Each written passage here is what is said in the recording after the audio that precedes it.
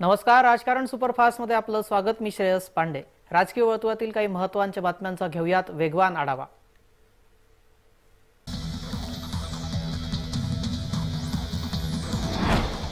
कार्तिकी महापूजेवरून पंढरपुरातील सकल मराठा समाजामध्ये फूट पडलेली आहे। मराठा क्रांती मोर्चाचे राज्य समन्वयक रामभाऊ गायकवाड यांनी उपमुख्यमंत्र्यांच्या हस्ते होणाऱ्या महापूजेला विरोध केला आहे, तर आता सकल मराठा समाजाच्या काही कार्यकर्त्यांनी उपमुख्यमंत्र्यांच्या हस्ते होणाऱ्या महापूजेला पाठिंबा दिलाय। या संदर्भात आज सकल मराठा समाजाची पत्रकार परिषद आयोजित करण्यात आली होती। यामध्ये माजी उपनगराध्यक्ष नागेश भोसले यांनी ही माहिती दिली।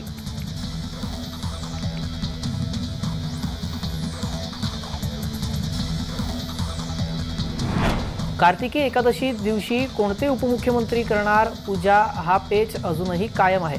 देवेंद्र फडणवीस की अजित पवार यांच्यापैकी कोणते उपमुख्यमंत्री पूजेसाठी येणार हे अद्याप अनिश्चित असल्याचे समजते। दरम्यान पंढरपूरच्या मंदिर समितीलाही विधी आणि न्याय विभागाकडून या संदर्भात कुठलाही अभिप्राय कळवण्यात आलेला नाही।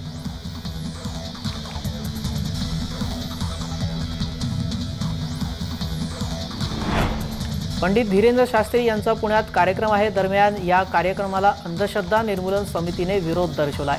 धर्म उपासना श्रद्धा यांचा गैरफायदा घेऊन लोकांची फसवणूक केल्याचा तसेच दिशाभूल आणि शोषण केल्याचा आरोप अंधश्रद्धा निर्मूलन समितीने केलाय।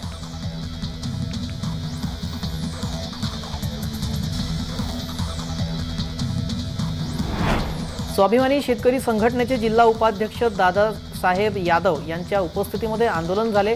ऊस दरकोंडी फुटत नसल्यामुळे शेतकरी संघटना आक्रमक झाल्याचं पाहायला मिळालं। यावेळेस कराड तालुक्यातील चोरे उमरज रस्त्यावर शेतकरी संघटनेने ऊसाने भरलेली वाहनं रोखून ट्रॅक्टरच्या टायरची हवा सोडली।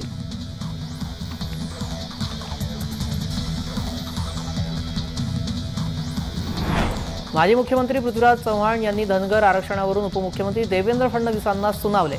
देवेंद्र फडणवीस यांनी 2014 साली धनगर समाजाला कशाच्या आधारे आश्वासित केलं होतं ते त्यांनी सांगावं, असं थेट आव्हान पृथ्वीराज चव्हाण यांनी फडणवीसांना दिले।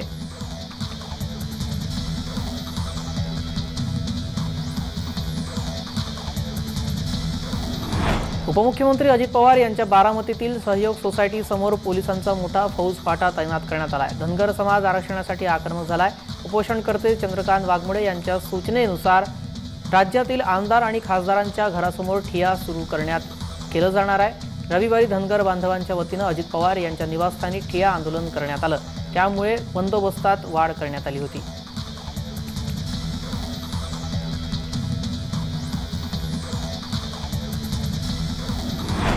आमदार अबू आझमी यांच्या राहुरी दौऱ्याला विरोध दर्शवण्यात आलेला आहे। आझमी यांच्या दौऱ्याला गुहा ग्रामस्थांनी विरोध दर्शवला। काही दिवसांपूर्वी राहुरीत जमिनीच्या वादातून मुसलमान हिंदूंमध्ये वाद निर्माण झालेला होता, त्यामुळेच आझमी यांच्या राहुरी दौऱ्याला विरोध करण्यात आला।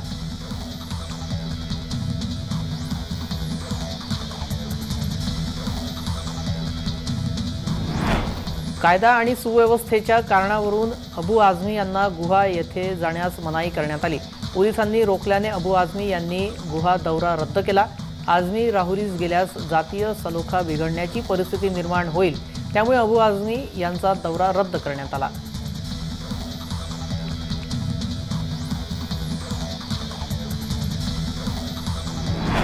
राहुरी येथे हिंदू आणि मुसलमानांमध्ये जागेच्या वादामुळे तणाव निर्माण झालेला आहे। दरम्यान हिंदूंनीच संकेत भंग केल्याची तक्रार मुसलमानांनी केली आहे आणि त्यामुळे राहुरी वादाला वेगळे वळण मिळाले।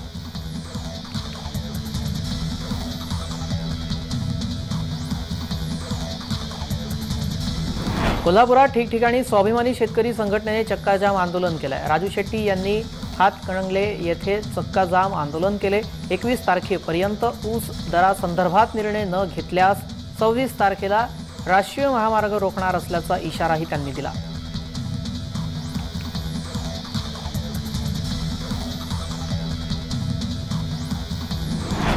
मराठा समाजाला आरक्षण मिळावे यासाठी मनोज जरांगे यांनी महाराष्ट्र दौऱ्याला सुरुवात केली आहे। जरांगेंची रायगडमध्ये सभा झाली। आरक्षण मिळेपर्यंत मागे हटणार नाही अशी भूमिका यावेळी जरांगे यांनी व्यक्त केली आहे।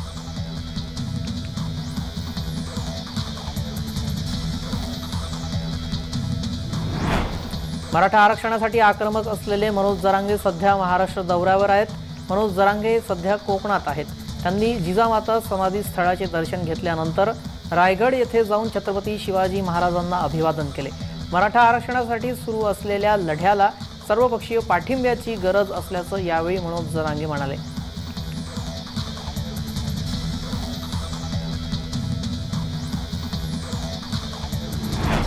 सरकारमधील शिवसेना शिंदे गटाचे मुख्य प्रतोद भरत गोगावले यांनी मराठा आंदोलक मनोज जरांगे यांची भेट घेतली। किल्ले रायगडाच्या पायथ्याशी जाऊन आमदार भरत गोगावले यांनी जरांगे यांची भेट घेतली। हाती घेतलेले काम सिद्धीस जावो अशा त्यांनी शुभेच्छा दिल्या।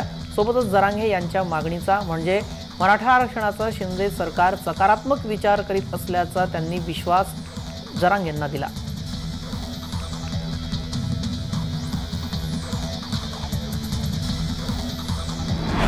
विधानसभेचे विरोधी पक्षनेते विजय वडेट्टीवार यांनी भुजबळांच्या भूमिकेला समर्थन नसल्याचे स्पष्ट केलेले आहे। आरक्षणाबाबत कोणाच्याही भूमिकेला समर्थन नसून पक्षाची भूमिका घेऊन लोकांसमोर जाणार असल्याचे विजय वडेट्टीवार म्हणाले।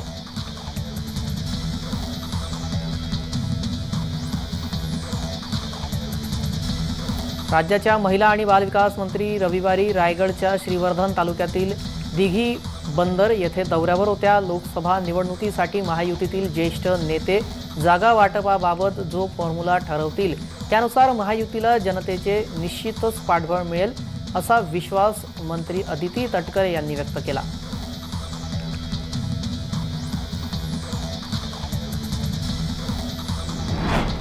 उद्धव गटाचे खासदार संजय राऊत यांनी भाजपावर टीका केली आहे। पूर्वी मुंबई क्रिकेटची पंढरी होती, आता भाजपा सांगेल मोदींमुळे संघ जिंकला असा टोला संजय राऊत यांनी भाजपाला लगावला।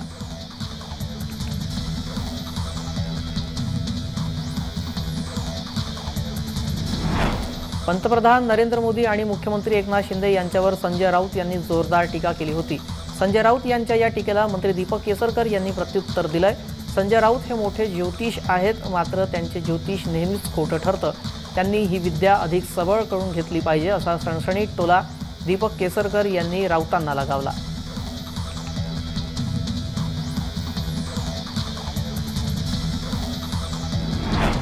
खासदार संजय राऊतांनी ओबीसी आणि मराठा आरक्षण या मुद्द्यावर भाष्य केलंय। ज्या पद्धतीने महाराष्ट्रात वाद सुरू आहेत हा महाराष्ट्राच्या परंपरेला, संस्कृतीला, अखंडतेला शोभणारा आणि परवडणारा नाही असंही ते म्हणाले। कोणीतरी हा वाद पेटवतो आणि रिंगणाच्या बाहेर जाऊन मजा घेतली जाते, यामध्ये नुकसान महाराष्ट्राचं होतंय असं राऊत म्हणाले।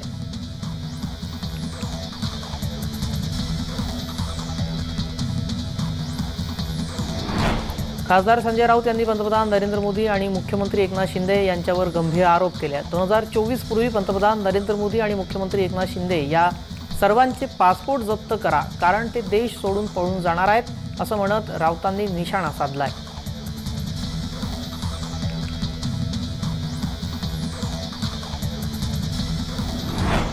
एकनाथ खडसेंची तब्येत आता स्थिर असून त्यांना घरी सोडण्यात आलंय। खडसे घरी परतले आहेत। जळगाव स्थानकावर खडसेंचं स्वागत करण्यात आलं। खडसे यांना काही दिवसांपूर्वी हृदयविकाराचा झटका आला होता।